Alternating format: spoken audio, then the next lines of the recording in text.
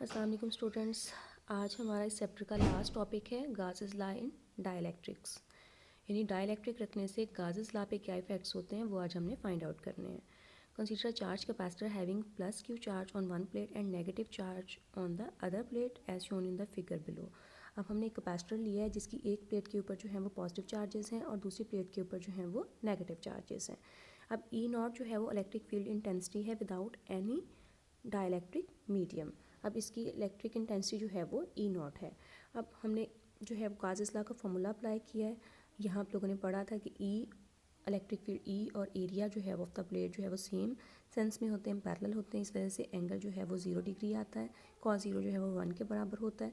यहाँ से आप ई नॉट के लिए रिलेशन फाइंड आउट कर लोगे। E naught is equal to Q over A epsilon naught. अब नेक्स्ट जो है देखिए अगली फिगर में कि अगर हम यहाँ पर डाइलेक्ट्रिक रखते हैं तो डाइलेक्ट्रिक की पोलराइजेशन की वजह से पॉजिटिव प्लेट के साथ कैपेसिटर की प्लेट के साथ जो है वो नेगेटिव लेयर ऑफ चार्जेस आ जाती है और नेगेटिव प्लेट के साथ जो है वो पॉजिटिव लेयर ऑफ चार्जेस आ जाती है, जिसकी वजह से चार्जेस की कंसनट्रेशन ऑन द प्लेट जो है वो कम हो जाती है।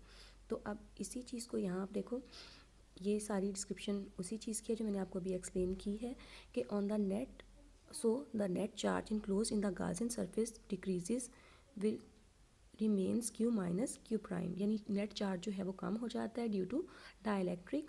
ठीक है, तो अब चार्ज की वैल्यू हो जाएगी q minus q prime over epsilon not. आगे फिर वही चीज़ के e और da जो है वो पैरेलल थे, इस वजह से कॉज जो है वो 0 डिग्री हो गया। आगे से सॉल्व करेंगे तो e जो है वो इक्वल टू आ गया q over a epsilon not minus q prime over a epsilon naught. अब E यहाँ पर जो है वो इलेक्ट्रिक फील्ड इंटेंसिटी है व्हेन जब हमने मीडियम जो है वो एज डाइलेक्ट्रिक जो है as a medium between the capacitor of the capacitor की प्लेट्स में रखा है। ठीक है, अब नेक्स्ट देखेंगे E जो है, अब E की जगह हम पुट करेंगे Q ओवर एप्सिलॉन नॉट के ई ए।